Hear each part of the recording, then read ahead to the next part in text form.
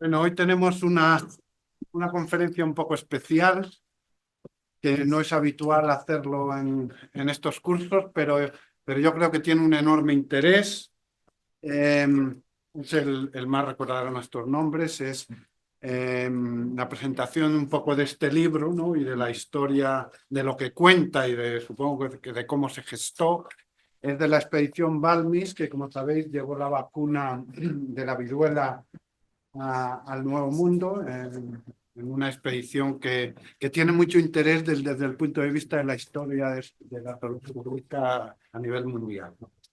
No se ha respetado ni lo hemos reconocido. Bueno, normalmente las pocas cosas que hemos hecho buenas, ¿no?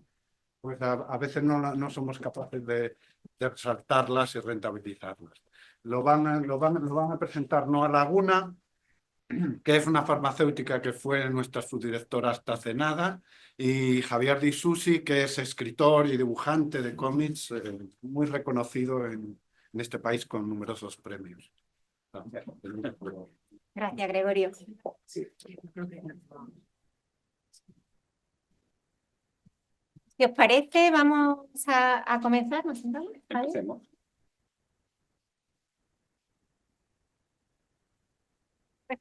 Todo cae. La conferencia de hoy tiene también... se enmarca en la colaboración con la Biblioteca Nacional de Ciencias de la Salud, que os presenté al inicio de máster. Y he traído un poquito... Déjalo tumbar. He traído los libros que tenemos en la biblioteca del instituto, que es la Biblioteca Nacional de Ciencias de la Salud. Si os despierta la atención este tema, hay mucha bibliografía que leer. De la bibliografía, en el aula virtual hay una bibliografía recomendada con unos libros más actuales, porque ahí algunos son de hace más de 20 años. Esta es una historia que se ha ido recuperando. La más actual está en la novela gráfica que vamos a presentar hoy y en un libro, La expedición de Balmis, también editado en el 2022.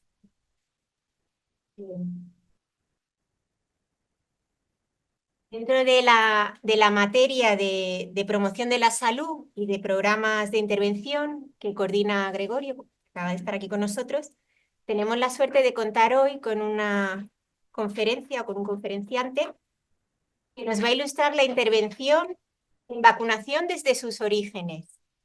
Como ya conocemos, las vacunas han sido a lo largo de la historia una estrategia esencial en la prevención de la enfermedad infecciosa, junto con todas las medidas de salubridad. Vamos a hablar de la primera vacunación universal. Ha contado un poquito Gregorio, pero yo os quería preguntar, porque no conozco bien si alguien aquí en el aula conoce la historia de este libro, de la vacuna. ¿Lo conocéis? A ver, levantad la mano. Que vea yo. Algunos sí. Si os digo...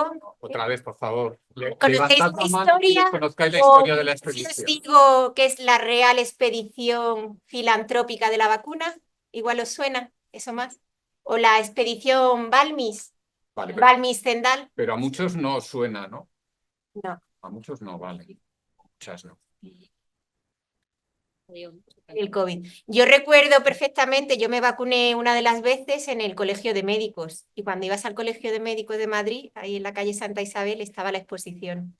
Mientras esperabas a la vacuna, pude disfrutar un poco de la historia. Bien, pues en la conferencia de hoy queremos resaltar cómo desde la sociedad pueden darse mensajes positivos de salud pública, que es este libro. Salud pública y prevención. Por eso tenemos con nosotros a Javier de Isusi, Premio Nacional de Cómic y autor del Mar recordará nuestros nombres, que es la novela gráfica que presentamos en colaboración con el Ministerio de Ciencia, Innovación y Universidades. Y quiero agradecer expresamente al Ministerio que nos ha dado un ejemplar para cada uno de los alumnos del máster. De este máster en salud pública. Y por último, para terminar la introducción, como os he indicado, es en el marco de colaboración con la Biblioteca Nacional de Ciencias de la Salud, que tenemos aquí dentro del Instituto de Salud Carlos III. Así que voy a dar paso a la entrevista. Yo voy a entrevistar a Javier, le iré haciendo unas preguntas y a continuación, cuando él ya termine de responder, desde el alumnado, desde el público, podéis preguntarle lo que queráis. En el tiempo que nos dé hasta la 1. Ir pasando. Para comenzar, yo quería preguntarte, Javier, sobre el proceso de elaboración del libro. Yo sé que tú hiciste una tesis doctoral, o bueno, que leíste una tesis doctoral Sí, sobre hola. la tenemos por aquí de Susana, Sí. Que la leíste, te estudiaste la materia, pero no sé si partió el proceso de elaboración de un interés tuyo o de un interés del ministerio, de la editorial Planeta, esta Vale. edición. Bueno, lo primero, buenos días. Tengo que decir que me siento un poco con el síndrome este del impostor, ¿no? O sea, yo soy un autor de cómic y voy a hablar de un tema médico a médicos, en fin. Disculpadme si cometo errores. No, yo no sé mucho de medicina, yo sé de cómics. Me llamaron para... Esto no partió de una idea mía. Yo conocí la historia de la expedición de la vacuna, curiosamente, la conocí en el año 2000, más o menos, la conocí en México. Y alguien me la contó en México y me quedé alucinado porque dije, pero ¿cómo esta historia no se conoce en España? Yo no la conocía. O sea, no lo había oído hablar de ella nunca. Y, y pensé en ese momento, de esto tenían que hacer alguna película o como mínimo un cómic, pensé. No me imaginaba, 20 años después lo iba a hacer yo, eso no me lo podía imaginar. Me llamaron desde el Ministerio de Innovación y Ciencia porque en ese momento estábamos inmersos en la campaña de vacunación por la COVID. La campaña de vacunación se llamaba Balmis, precisamente, porque le habían puesto el nombre de la expedición, de esta importantísima expedición. Pero, sin embargo, 20 años después de que yo oyera esta historia en México, seguía siendo y sigue siendo muy desconocida para la población en general. Antes comentábamos, si esta expedición la hubieran hecho los ingleses, ¿estás seguros que la conocíamos todos? O sea, que la habíamos visto en películas, bueno, pero no la hicieron los ingleses. Y entonces, bueno, ocurrieron muchas cosas en la historia de España para bueno, y a lo mejor luego entramos en eso, pero a lo mejor no nos da tiempo, para que el hecho es que hoy en día pues, sea muy desconocida, ¿no? Entonces, desde el Ministerio se quería poner en valor la primera campaña de vacunación de la historia, la primera campaña de vacunación masiva, que la hizo el Reino de España, en América y en Filipinas. Curiosamente, en América y Filipinas, no se hizo en la península ibérica, se hizo allí, ¿no? Y, y entonces se hizo ese libro que está ahí, que es un libro, pues, como el libro definitivo de la expedición Balmis, vamos a decir, es un libro muy académico, pero también querían hacer un libro más divulgativo que pudiera llegar a adultos, a jóvenes, a niños, ¿no? Y entonces es ahí donde pensaron en el cómic. La idea no fue mía, sino que me la ofrecieron. Me lo ofrecieron, tengo que decir, simplemente porque yo había ganado el Premio Nacional el año anterior y por eso me llamaron. Y la verdad es que tuvieron suerte porque cada autor de cómic tenemos una manera distinta de abordar los cómics. Hay gente, hay autores que directamente empiezan a dibujar y les van saliendo las historias. Yo no, yo soy muy metódico. Yo empiezo con un arco general, luego me voy centrando en el guión. Y ese método para hacer un cómic, pues es muy apropiado cuando te hacen un encargo de estas características, ¿no? Entonces, efectivamente, cuando me hacen el encargo, me dicen que haga el cómic, me dan un plazo cortísimo. Me dieron como 6 o 7 meses para hacer un cómic desde que me lo encargan hasta que yo tenía que acabarlo. Eso es muy poco tiempo para un cómic. Un cómic de estas características, yo mínimo les dije que lo hiciéramos en un año, pero me dijeron que no, que tenía que salir en plena campaña de vacunación y bueno, pues ahí hice el esfuerzo y al final pues salió adelante, ¿no? Lo primero que hice fue, evidentemente, pues documentarme, ¿no? Me pasaron la tesis doctoral de Susana Ramírez, que también está... El otro, el que está tumbado, el negro, es ese. Sí, eso tiene mucho de la tesis doctoral de Susana Ramírez y bueno, y también me documenté con otras cosas, ¿no? Sobre todo, ese fue el libro fundamental que más usé, pero luego también descubrí que hay novelas sobre esta expedición. Ahí está la novela de Javier Moro, de A Flor de Piel. que la leí. Hay una película que se llama 22 Ángeles, también me la vi. Pero son todas estas historias, bueno, pues lógicamente haces una novela, pues llega a un público, haces una película, llega a un público, o sea, todo suma, pero bueno, como que hay que seguir esforzándose para que esta historia se dé a conocer, ¿no? Bueno, pues todo eso lo tuve que ver en tiempo muy rápido y a partir de ahí ya pues empecé a hacer lo que es el guión. Teníamos a nuestro favor, con el poco tiempo que disponía para hacer la historia, que la historia de por sí es que es muy fotogénica la historia, ¿no? O sea, es una historia que tiene mucha potencia, tiene un montón de elementos atractivos, tiene unos personajes que son súper atractivos y en realidad lo que se merece este libro, o sea, esta historia es hacer una serie de televisión y hacer, pues, A Flor de Piel es una novela como de 500 páginas, no sé cuántas tiene, es un montón. Y también se merecía un cómic de 500 páginas, pero no había tiempo. Entonces, bueno, también está bien poder contar una historia tan grande, pero bueno, contarla de manera un poco resumida para poder llegar al público en general, ¿no?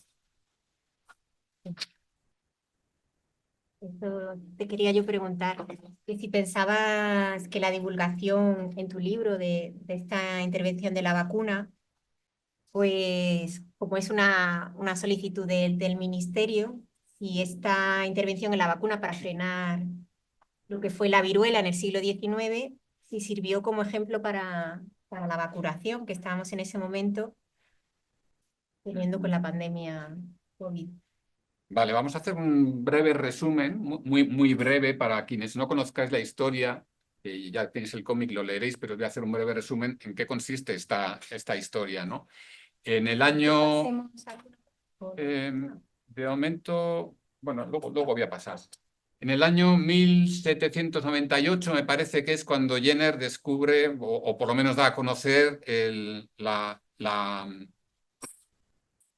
primera vacuna, que es la de la viruela, que es que descubre que si pasas la viruela de las vacas, ¿no? La viruela vacuna, te inmunizas contra la viruela humana. La viruela humana era tremendamente dañina, muy mortal, deja unas secuelas tremendas y sin embargo la viruela de las vacas no dejaba esas secuelas y sin embargo te inmunizaba, ¿no? Entonces lo que descubre es eso, que si inoculamos la viruela de las vacas a la gente, se van a inmunizar contra la viruela. La viruela humana causaba en el siglo XVIII, creo que fue del orden, yo por lo menos eso he leído, a lo mejor está equivocado, pero del orden del 10% de las muertes en Europa. O sea, podemos reírnos de la COVID, ¿no? O sea, era Sí, tremendamente... se contagiaba más o menos, rondaba 30-60% mortal. Si te contagiabas. Y en América, imaginaros, ¿no? Todavía Más. era mayor. En algunos sitios eran, bueno, los porcentajes eran escalofriantes. Entonces, claro, esto era un descubrimiento alucinante. Cuando se descubre que te puedes pasar una enfermedad, que simplemente pasas un poco de fiebre y ya está, y te inmunizas contra la viruela, pues esto es la bomba, ¿no? En ese momento, el rey, que era Carlos IV, tenemos a un rey que estaba muy sensibilizado con el tema de la viruela porque tenía un hermano, una cuñada y una sobrina que habían muerto de viruela, una hija que había muerto de viruela y otra que se había quedado desfigurada por la viruela. Entonces era un hombre pues, que tenía mucho, lo había vivido en propia persona los efectos de la viruela, ¿no? De hecho, había a sus hijos, a los varones, les había hecho la práctica de la inoculación, que era lo que se hacía antes de la vacuna, de la viruela vacuna, que era inocular la propia viruela humana, pero en condiciones más o menos controladas, para que garantizarte que una persona pase la viruela, pero más o menos en condiciones buenas, ¿no? Y eso lo había hecho con sus hijos varones. Entonces, ocurre que le llega una carta del virrey de Nueva Granada, de Bogotá, ¿no? Diciéndole que hay una epidemia en Bogotá y pide ayuda a la corona. Y entonces, como en ese momento ya existía la viruela vacuna, la vacuna, decide montar una expedición para inmunizar a la población de América y de Filipinas.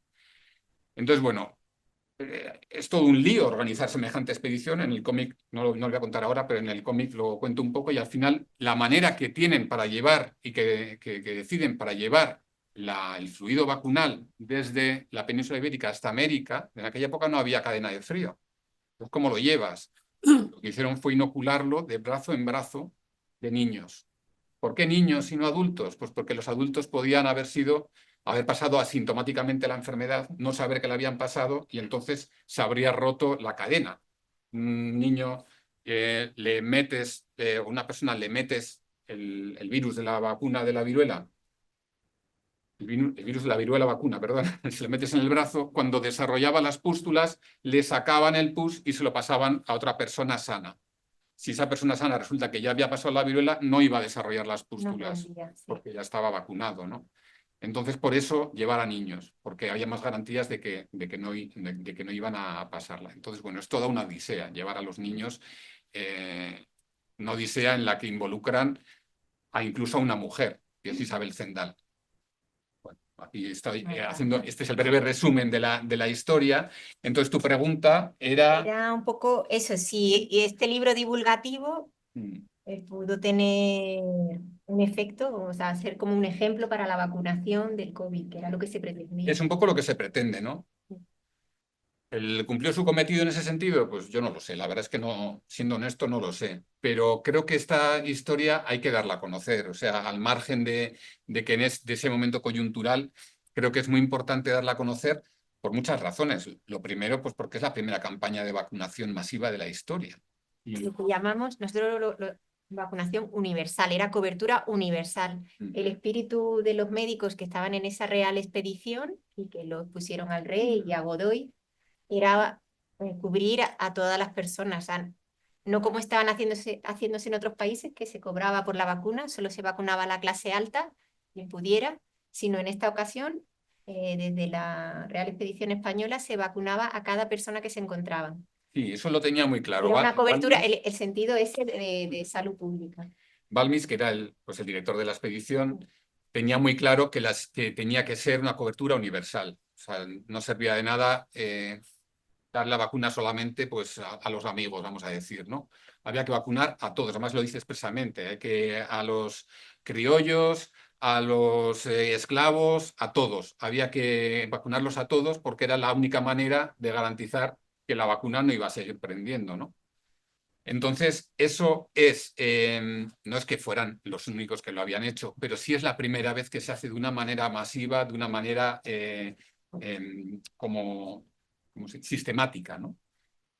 De hecho, una de las cosas fundamentales de esta expedición es que hacían en cada sitio al que llegaban, hacían las juntas de vacunación, que es como una especie de embrión de lo que es un sistema público de salud. O sea, en cada sitio al que llegaban, pues cogían a los notables de la ciudad o quien fuera y se encargaban de mantener ese fluido vacunal, de ir vacunando a la población y de mantener el fluido vacunal vivo para poder seguir vacunando, ¿no? Entonces, había que tener un registro de la gente que estaba vacunada, de los que no. Entonces, es una cosa... Balmis era muy sistemático y eso lo lleva a la organización de toda la expedición, ¿no? Y creó esas juntas y asimismo hizo como investigación, o sea, había dado unas normas a todos los que estaban implicados para que se recogieran datos. Incluso también iban de la viruela y de buscando... otras enfermedades. Sí, iban buscando también en los sitios por donde pasaban a ver si se daban casos naturales de viruela vacuna allí, ¿no? Si las vacas desarrollaban el virus de la viruela. De hecho, en la península ibérica eso no se desarrollaba, se desarrollaba en el norte de Europa. Entonces, cuando la primera opción que tenían, que era llevar las vacas, era un lío, porque tenían que traer las vacas desde el norte de Europa y mantenerlo de vaca en vaca. Imaginaros llevar, yo qué sé, 40 vacas o 20 vacas en un barco, era un lío, ¿no? Entonces, todas estas cosas las fueron valorando, pero incluso ahí en América iban buscando en las vacas a ver si se daba allí de una manera natural. La idea era implantar, no solo llevar la vacuna y vacunar, sino enseñar a vacunar, enseñar a cómo llevar el registro, formar esas juntas vacunales. También o sea, llevaron libros, un cargamento de libros, de metodología. Sí. Era una campaña formativa a su vez que de intervención, de vacunar. Mira, esto que decías de la divulgación, esto fue fundamental desde el principio en esta expedición y se hizo de manera desigual. El tema de la divulgación. O sea, desde el principio es fundamental ir comunicando qué es lo que estás haciendo, en qué consiste la vacuna. Porque si hubo negacionistas cuando la COVID, ¿no? Gente que decía que la vacuna, que era yo qué sé, lo que fuera, imaginaros en la época. En aquella época, en España no se vio apenas, pero en Inglaterra hubo muchísima controversia, o en algunos sitios hubo controversia con qué es eso de meterte fluidos de una vaca en el cuerpo, ¿no? Entonces, mira, aquí tengo algunas imágenes. Bueno, estos son imágenes, esto es un códice azteca en el que se ven personas enfermas de viruela.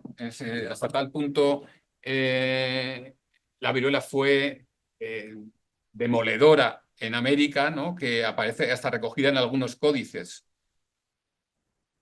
Bueno, esta es una caricatura de la época en la que se ven personas que han recibido la vacuna, y entonces fijaros, no sé si lo veis bien, pero fijaros lo que están desarrollando, le salen vacas de los brazos, ¿no?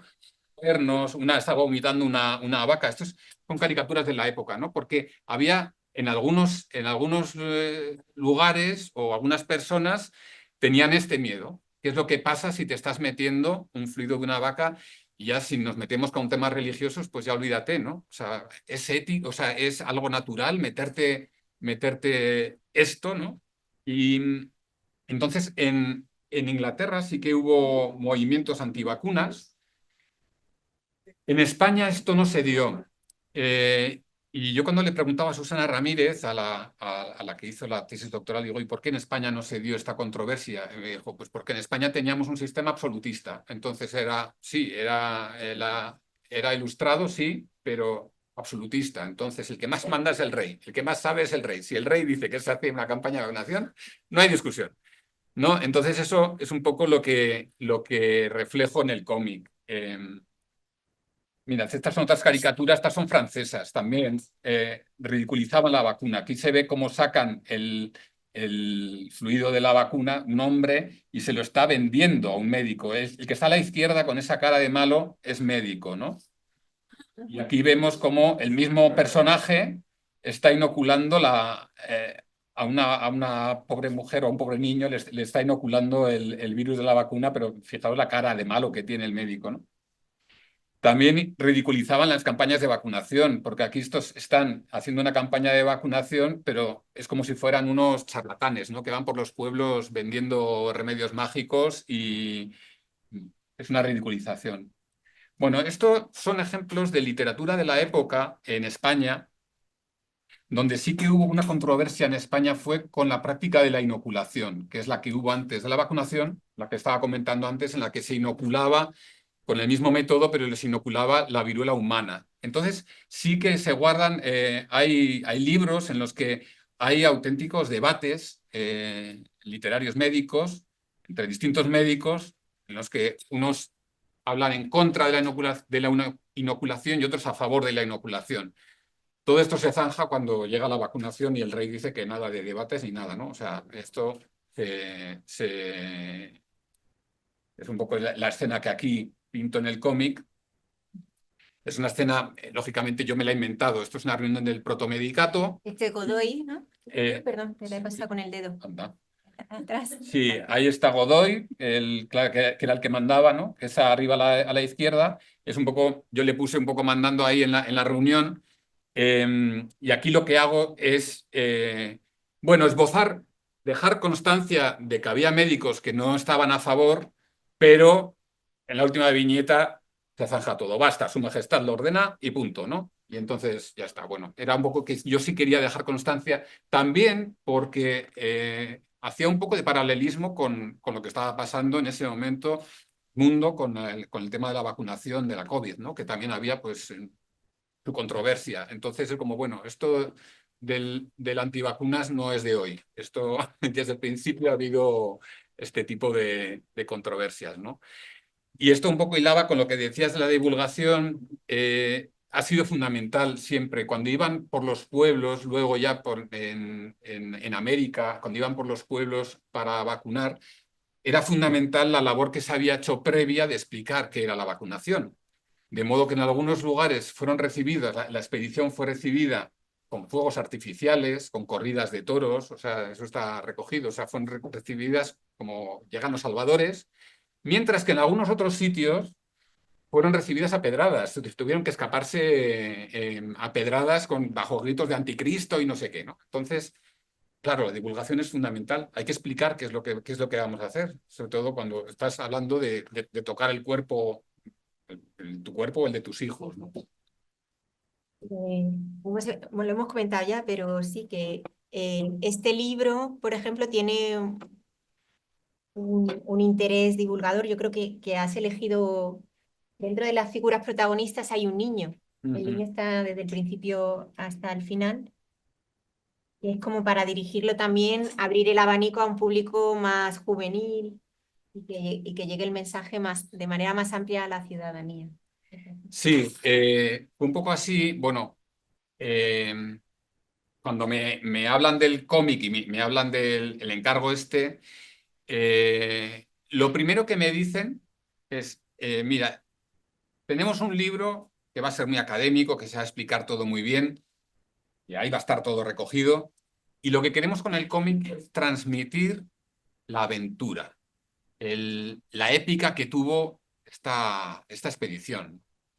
Y entonces, bueno, pues yo estaba un poco con esa cosa de que teníamos que hacer un cómic que tiene que involucrar al lector de una manera como activa, no es para hacer un estudio sobre ello, sino como para sentir de alguna manera, ¿no? La emoción de la aventura. Entonces, ahí también yo vi muy claro desde el principio que uno el, el elemento que me iba a servir para contar la historia desde todas partes era Benito. Benito es el hijo de Isabel Zendal.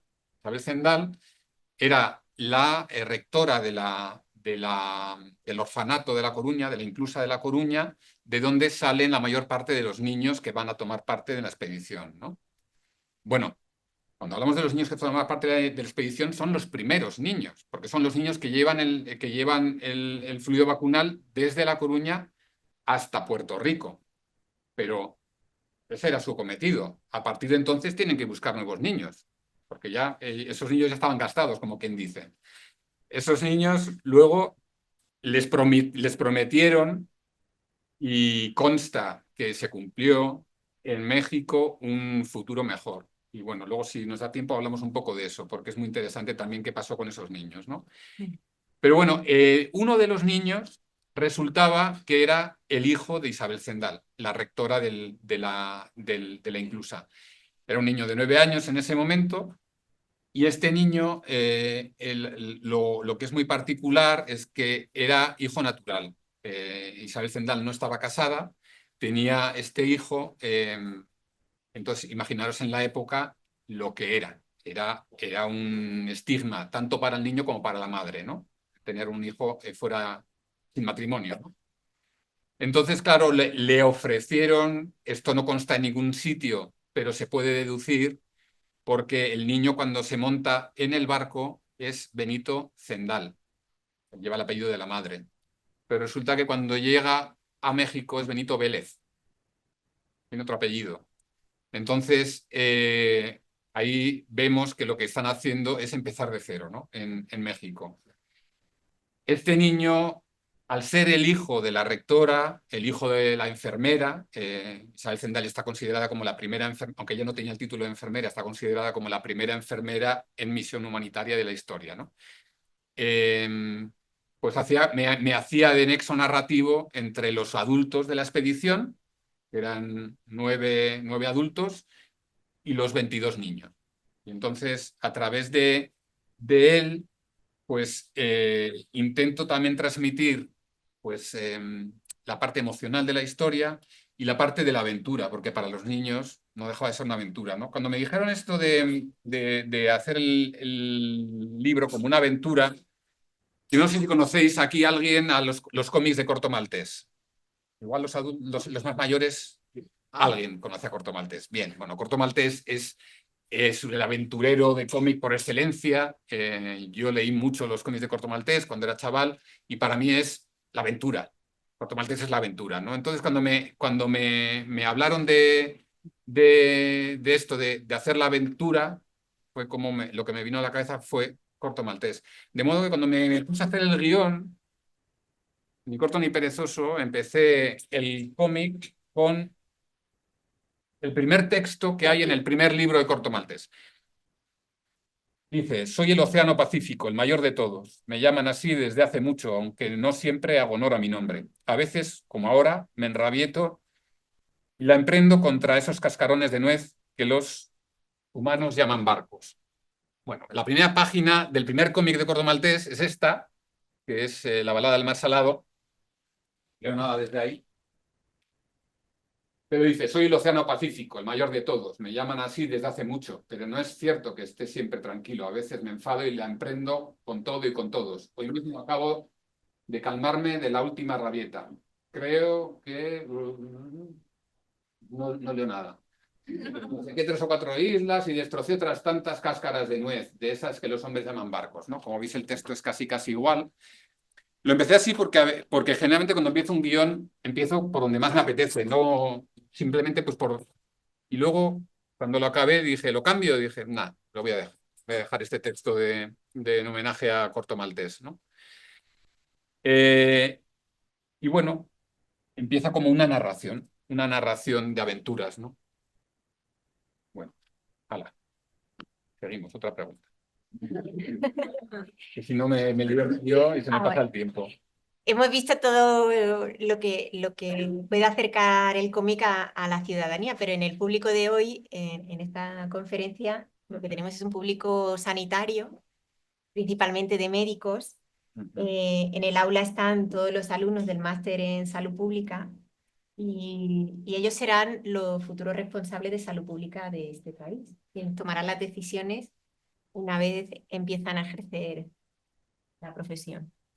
Bien, ya visteis en la primera semana que yo estuve aquí también con vosotros, tuvimos a un antiguo alumno que ahora es el director general de salud pública en el ministerio. Es un antiguo alumno de este máster. Pues yo quería preguntarte qué les dirías a los actuales alumnos de curso, o sea, acerca del aprendizaje y el conocimiento que se puede adquirir en este ámbito, cuando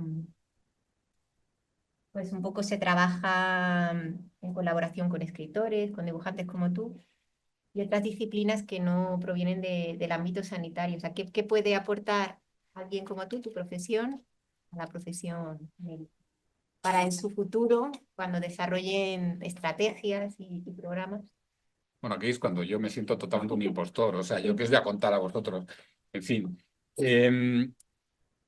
yo lo que sí puedo decir, evidentemente, como además que para mí es muy representativo este cómic, ¿no? Que los trabajos multidisciplinares, ¿no? Cuando se hacen equipos, efectivamente, se va a llegar a sitios donde a lo mejor pues solamente con un tipo de profesionales pues no llegas, ¿no? Entonces, creo que es importante en lo que es la tarea de divulgación, que un poco lo que decíamos, las cosas no basta solamente con hacerlas, es que hay que saber contarlas.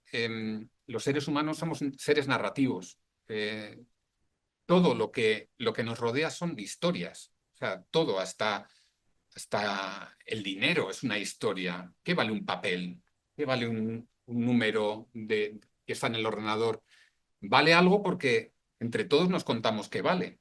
Si no nos contáramos, si no asumiéramos todos ese relato de que eso vale, no valdría nada. Eso es un ejemplo, pero es que todo lo que nos rodea son historias. Entonces, no basta con hacer las cosas muchas veces, sino que es que hay que saber contarlas y hay que saber transmitirlas. Y entonces, en ese sentido, pues es interesante muchas veces pues, estar en comunicación o estar en colaboración con profesionales de la narración. Bueno, en este caso es un cómic, pero es que puede ser un youtuber, o puede ser la radio, o puede ser una película, o puede ser cualquier medio de comunicación, ¿no? que te transmita historias o transmita cosas. Y ahí es que mucho más tampoco creo que puedo decir, porque... Has expresado unos mensajes aquí.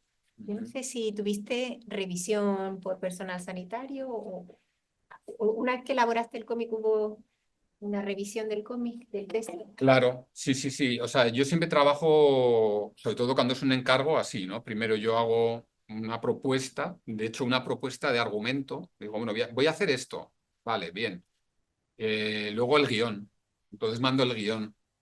Y de ahí me corrigen y luego mando, en este caso no había tiempo de hacer los bocetos de los dibujos, lo hice todo de golpe. Pero normalmente suelo hacerlo así, mando los bocetos y me los corrigen, ¿no? Es fundamental, claro, porque yo ahí me puedo estar columpiando con algún asunto, ¿no? En este caso, la mayor parte de las correcciones que me hicieron no eran de tipo médico, sino que eran de tipo histórico, de lenguaje, por ejemplo. O sea, como esta palabra que estás usando, por ejemplo, hay un momento dado, hay un debate entre dos médicos en el libro, ¿no? Y uno de ellos le decía al otro, ¿acaso duda de mi profesionalidad? Me dijeron, no, eso en esa época, eso de profesionalidad, eso no existía. Puedes decir de mi competencia. Pues bueno, competencia pone en el cómic. Bueno, y lanza los mensajes que hemos ido hablando también, de cobertura universal, de formación, de investigación. Eso es, a ver, yo lo que tuve, no solamente me leí lo que es la tesis de Susana Ramírez, sino que estuve muy en comunicación con ella, ¿no? Entonces, a través de lo que hablaba con ella, salían como muchos temas que yo iba apuntando como cosas muy importantes que tenían que aparecer, ¿no? Pues el tema de la salud pública, un poco lo que has comentado, la diferencia entre cómo se estaba extendiendo la vacuna en países como Inglaterra a cómo se extendía con la expedición Balmis, lo de la sanidad universal, la importancia de las juntas de vacunación. También yo una cosa que para mí es fundamental, que cuando me hacen un encargo, y en este caso, por supuesto, fue así también, lo que les pido a quien me lo encargan es que me digan en una frase qué es lo que quieren con este cómic, ¿no? ¿Qué es lo que buscáis con este cómic? Entonces, ahí ya, o sea, yo tengo como unos requisitos que cumplir de alguna manera. Y de hecho hay como una serie de mensajes, vamos a decir de alguna manera, o frases, como que yo me las apunto, digo, bueno, estas tienen que aparecer de alguna manera en el cómic, tienen que ir apareciendo a lo largo de la historia y si son muy importantes tienen que repetirse, por lo menos 2 veces, hay que reiterarlos, ¿no? Y una de esas, por ejemplo, que ya entrábamos dentro del terreno emocional, es el tema de los héroes, vamos a decir, ¿no? Muchas veces cuando se habla de héroes, siempre se nos viene a la cabeza nombres de militares y es como, pero no son mucho más heroicos estos. ¿Y quién se acuerda de ellos? O sea, ¿quién se acuerda de los nombres de estos héroes anónimos? Porque Balmis todavía, su nombre ha quedado, aunque no sea muy conocido, pero la expedición Balmis, la campaña de vacunación se llama Operación Balmis, tiene un busto en Alicante, en su ciudad natal, pero de Salvañ, ¿quién se acuerda de Salvañ? Que era el subdirector, que tuvo una pedazo intervención, ¿no?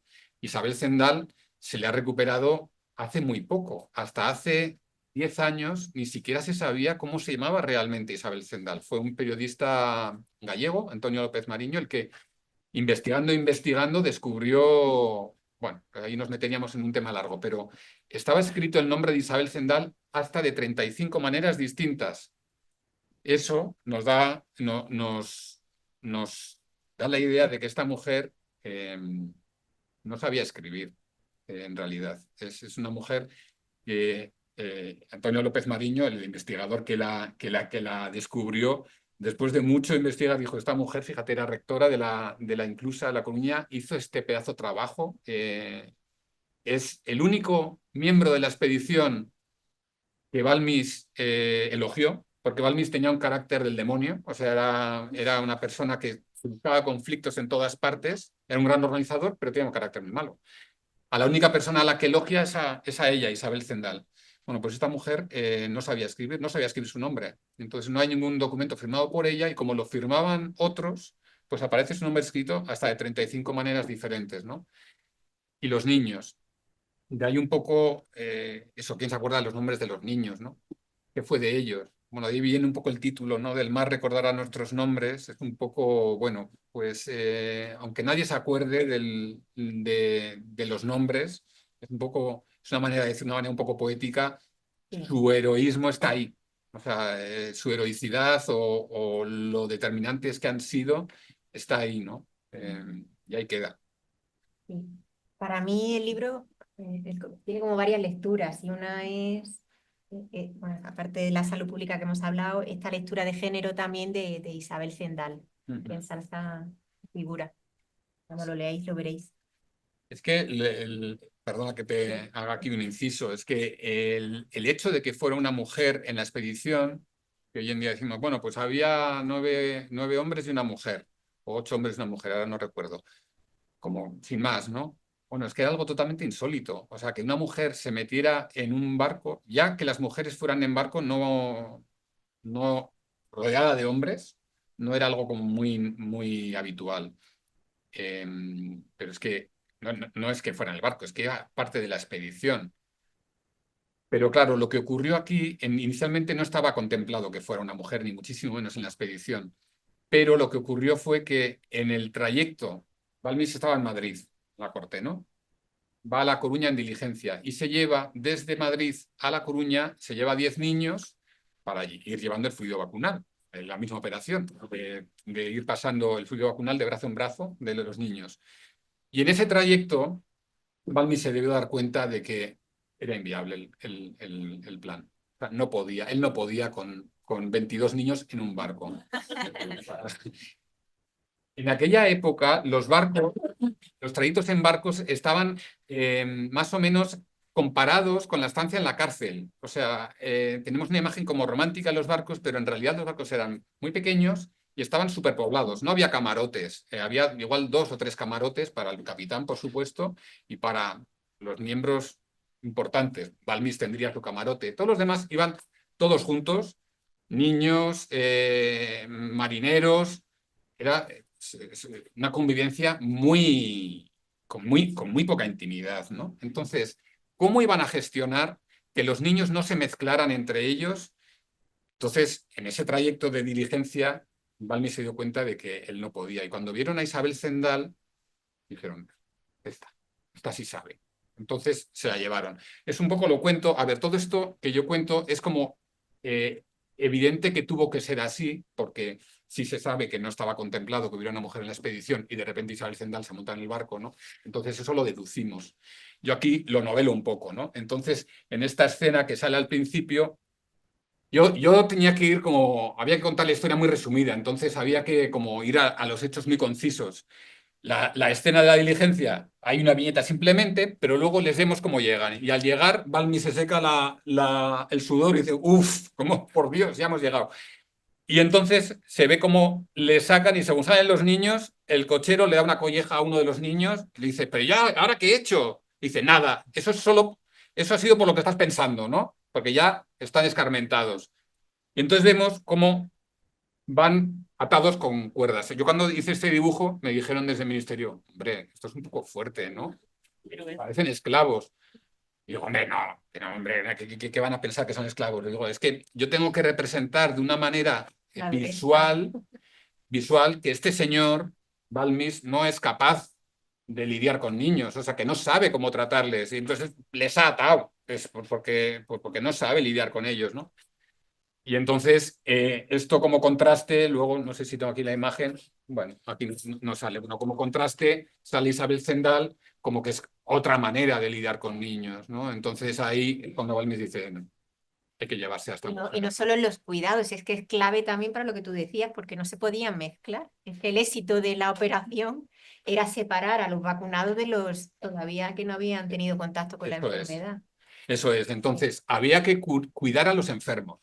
O sea, los niños que estuvieran enfermos, alguien tenía que cuidarles. Había que separarles, habían que entretenerles. O sea, era una serie de cosas. En aquella época, pensad que los hombres nunca cuidaban de niños. Eso era una cosa de las mujeres. Entonces, 9 hombres al mando de 22, a cuidado de 22 niños, 9 hombres que jamás ninguno de, no solo Balmis, ninguno de ellos habría cuidado nunca a un niño, pues es como se dan cuenta que necesitan a una mano femenina, ¿no?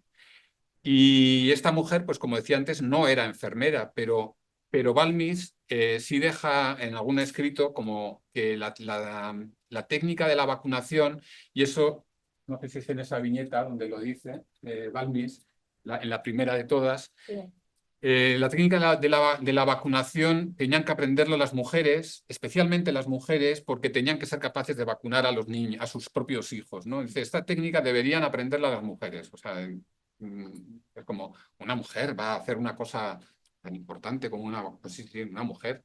Precisamente las mujeres tendrían que hacerlo, ¿no? Entonces, bueno, esta mujer que no tenía ninguna formación de enfermera, pero sin duda aprendió a lo largo de la expedición, pues eso, es considerado hoy en día la primera enfermera en misión humanitaria de la historia, y el Premio Nacional de Enfermería de México lleva su nombre, se llama Isabel Zendal.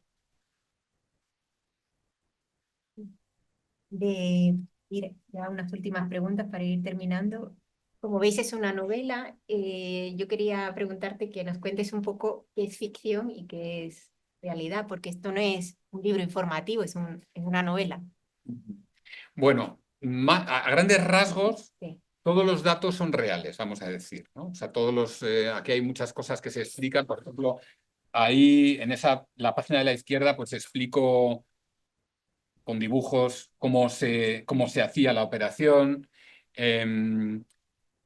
A ver, aquí, por ejemplo, en esta doble página, pues explico la dureza de lo que es un viaje en mar. Pero, por ejemplo, ya cosas, todo lo emocional me lo invento, porque de eso no queda en constancia, ¿no?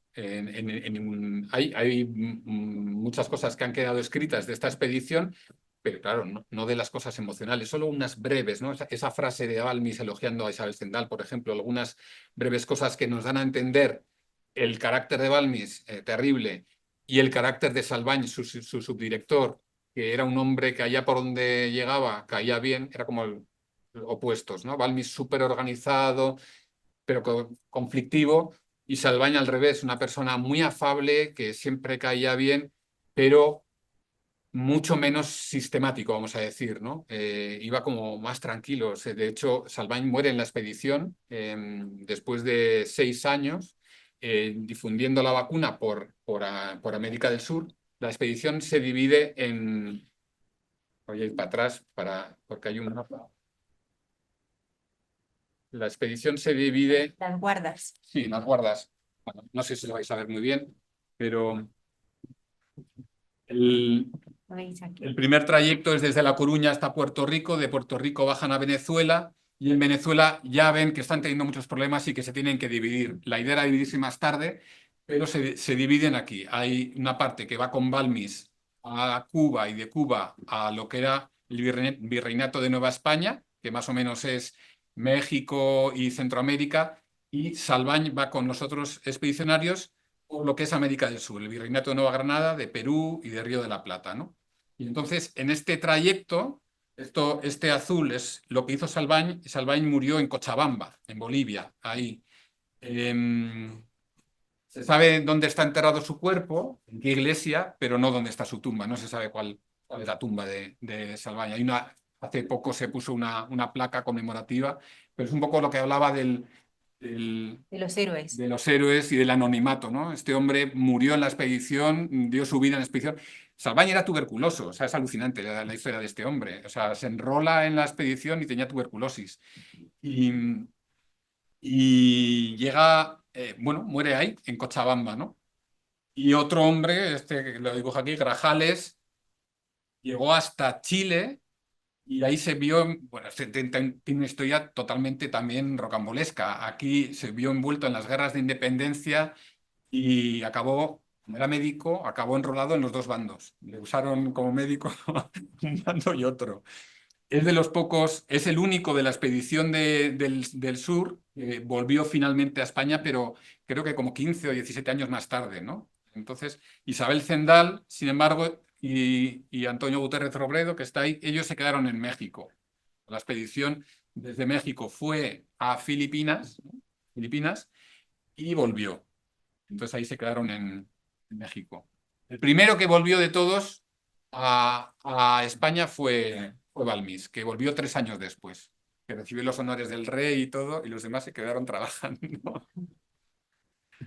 Sí. También me gustaría destacar en este libro, tenemos hoy a una Perdona, ¿cuánto representante, tiempo tenemos? pues Porque ya nos queda poco. poco, porque es que me has preguntado por lo de los hechos reales y Pues, nada, quería bien, un sí. poquito más, ¿no? Simplemente, hay Era- toda era una... que- Sí, o sea, que es un poco eso. Todo lo que son datos son reales y todo lo que podéis ver que es un poco más emocional, eso es más ficción, ¿no?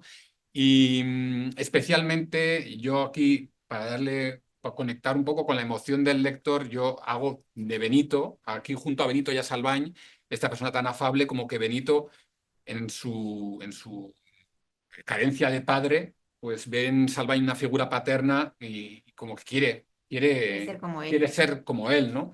Entonces eso, bueno, eso me lo inventé yo, claro, eso me lo inventé. Yo os decía al inicio que la conferencia de hoy está apoyada por el Ministerio de Ciencia, Innovación y Universidades, pero este libro no solo tiene al Ministerio, también colaboraron el CSIC y una empresa, Planeta. Hay aquí una persona de Planeta hoy.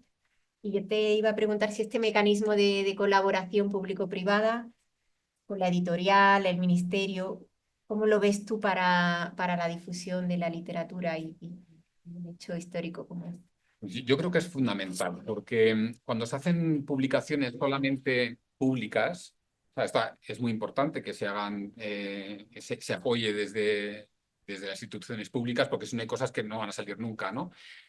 Pero si se queda solamente en una edición de una institución pública, generalmente lo que ocurre con esos libros es que se quedan en cajas y se quedan en depósitos y no llegan a la población. Entonces, es muy importante como que estén disponibles para la población y esa manera de estar disponibles que estén no solamente en bibliotecas, sino en librerías también.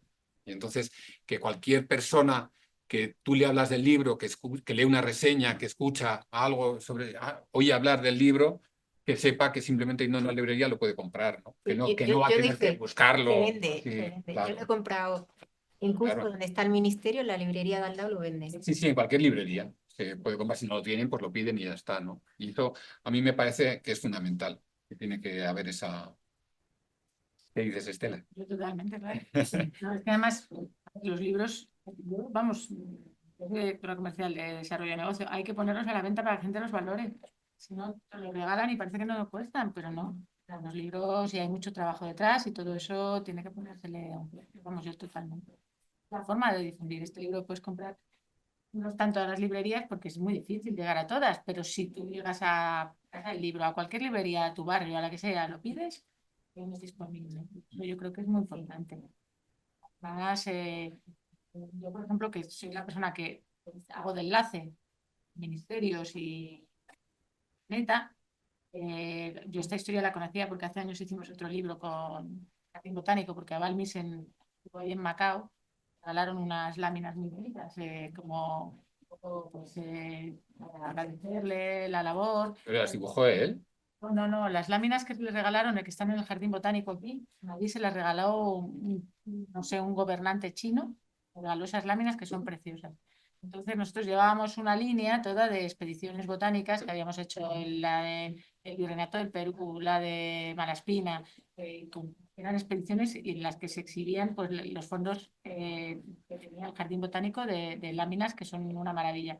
Entonces se nos ocurre, vamos, a la persona que entonces llevaba todo esto en el botánico, que era la directora, se le ocurrió lo de la expedición Balmis, que yo no la había, yo esto hablo del año 2006, yo nunca había oído hablar de la expedición Balmis.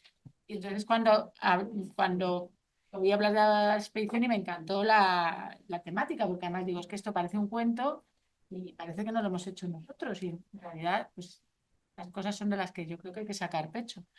Y cuando por parte del Ministerio de Ciencia, sí, volvieron a hablarme de la posibilidad de editar este libro y del cómic, claro, a mí inmediatamente me gustó mucho y yo tuve que venderlo internamente en Planeta para también motivarles a ellos.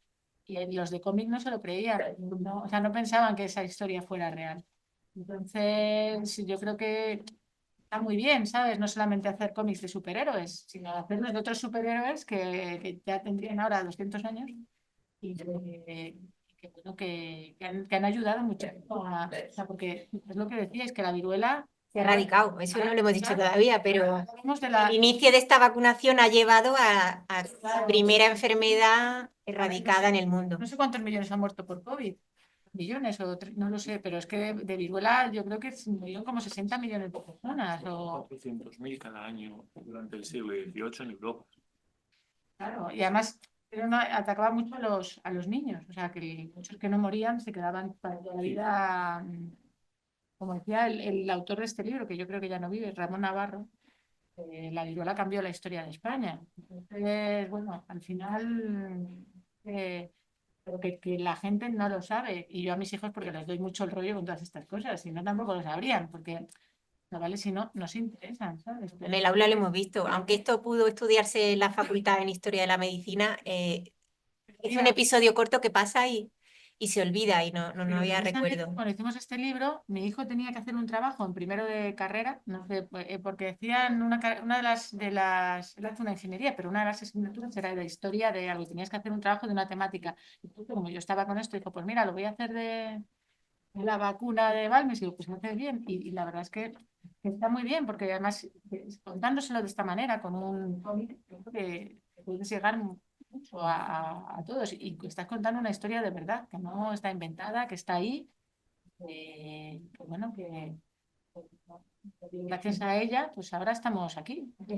Es parte de la historia de la salud pública universal, de la historia de España. Pues ya para terminar, solo por como especialidad en la ilustración, que nos dijeras un poquito de la técnica, nada, a nosotros que no tenemos conocimiento. Bueno, estos son acuarelas. Yo desde hace años la técnica que uso es a lápiz y acuarela. En este caso me venía especialmente bien. A veces me dicen, la acuarela, qué laborioso. Y es como, bueno, depende cómo la hagas. Yo lo que hago es como usar la acuarela, vamos a decir, de una manera muy suelta y dejar que la acuarela, como la acuarela es un poco incontrolable, entonces, bueno, usar a mi favor esa incontrolabilidad de la acuarela y admitir el error, ¿no?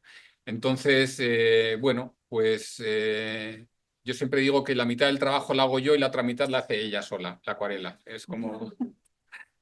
Entonces, bueno... No sé si lo apreciáis. Luego cuando lo leáis, es maravillosa la ilustración. Vamos, de hecho, él es Premio Nacional de Cómic, que solo hay un premio al año y no sé. Sí, el 2020 me lo dieron, sí.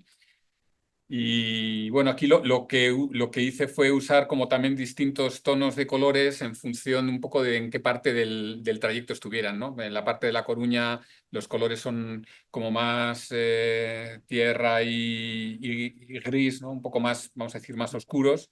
Y luego a medida que van bajando por el trópico, pues aparecen estos cielos amarillos, ¿no? Y luego cuando llegan a Venezuela, pues uso muchos verdes, en México también. Un poco hemos cambiado de latitud, ¿no? Y hay como más luz. Y mira, esta imagen es bueno, ya no sé si tenemos que acabar. Es un momento en el que le pongo a este personaje, que es Antonio Gutiérrez Robledo, leyendo La Gaceta de México. Es una revista en la cual el virrey estaba... esto es que viene a cuenta de lo de la difusión. Cuando llegaron a México se encontraron con una pelea de relatos. El virrey, que estaba ya viendo que los criollos se querían independizar, pues se quiere hacer amigo de los criollos a costa del propio rey. Como el rey no estaba muy bien visto, el rey venía con la vacuna y dice, espera, antes de que la traiga el rey, la voy a traer yo, ¿no? Entonces se consigue traer un fluido vacunal y consigue hacer una campaña de vacunación, pero que no tenían los criterios que tenía la expedición Balmis. Entonces sí, vacunaron a unos pocos. Y en la Gaceta de México debían estar como anunciando que habían hecho la gran campaña de vacunación, de la cual en realidad nadie se enteró. Era pura propaganda, ¿no? Se estaba intentando adueñar del relato de la vacunación, pero en realidad por los pueblos por donde pasaban en la expedición ni sabían lo que era la vacunación, ¿no? Entonces, bueno, ahí metí esta pequeña escena, ¿no? de eso. Un poco lo de la importancia del relato. Pues aquí ya es la hora, no sé, Sí. ¿queréis que Acabamos. dejamos si alguien quiere hacer una pregunta o dos o cerramos la conferencia? ¿O queréis? Hola, yo, bueno, 5 minutos y cerramos. soy científico de CSIC y trabajo con los virus de la viruela. Entonces, bueno, muchas gracias, porque además soy muy aficionado al cómic, así que muchas gracias por haber aceptado el encargo. Me parece maravilloso. Pero el comentario que quería hacer es que es verdad que ha estado muy olvidado, quizá en parte debido a su éxito. Es la única enfermedad vírica erradicada en la historia. Y a lo mejor por eso se ha olvidado el trabajo de estos niños y de esta expedición. Pero ahora justo estamos en una emergencia global sanitaria por causa de un primo, virus de la viruela del mono. Y esta es la misma vacuna que se usa, o sea, que ha vuelto. Esa misma vacuna que llevan los niños es la vacuna que se está dando ahora para la viruela del mono. Es quiere decir que, efectivamente, a lo mejor, no sé si solo el mar va a ser el que recuerde sus nombres, pero nosotros también deberíamos hacer más esfuerzo en eso, así, no solamente. Claro, gracias. Esto yo no lo sabía. Gracias. Entre los alumnos, ¿tenéis alguna pregunta? Si no, luego los libros están todos en la biblioteca y podéis hacer consulta. Y durante este curso se puede volver a hablar. ¿Alguno queréis preguntar? ¿Dibujas en la tableta y luego lo coloreas o...? Tableta, dices, digital. Ordenador. No, yo lo hago todo a mano. Soy de los pocos autores que quedan que no usan tableta. Yo lo hago con lápiz, con papel, lápiz y acuarela. No es porque tenga fobia a los elementos digitales, es simplemente que es que me gusta más. Me resulta más, me cansan menos los ojos y ya está. Y me gusta. Entonces, bueno, sin más, es puro papel, lápiz y acuarela. Pues nada, una cosita que sí ya os comento con la última imagen, que es un poco una cosa que es fundamental cuando haces un cómic, ya una historia, por lo menos para mí, ya sea de encargo, ya sea propia, es que la historia yo la tengo que hacer mía. Y bueno, aquí lo que me ocurrió es muy gracioso porque a la vez que salió este cómic, un mes antes o algo así se reeditó el primer cómic que yo había publicado, que se llama Los viajes de Juan Sin Tierra. Los viajes de Juan Sin Tierra es una serie de cómics de un personaje que va viajando por Latinoamérica. Yo no lo hice conscientemente, pero al final lo que hago es Benito cuando crece y va viajando por Latinoamérica. Los viajes de Juan Sin Tierra es un tipo que va viajando por Latinoamérica buscando a un amigo desaparecido. Y aquí yo le puse a Benito viajando por Latinoamérica buscando a Salvañ. Y acaba el cómic con esta imagen que se parece mucho como la cara de atrás de la portada de Los viajes de Juan Sin Tierra en la edición integral, ¿no? Y esto es un poco simplemente como para enseñaros que para mí es fundamental hacer mía la historia y que aunque fuera un encargo, pues yo la hice totalmente mía, hasta el punto que no me di cuenta hasta que no vi yo cómo combinaban la última página de Más recordar nuestros nombres con Los viajes de Juan Sin Tierra. Ya está. Pues muchas gracias, Javier. Ha A sido un vosotros. placer.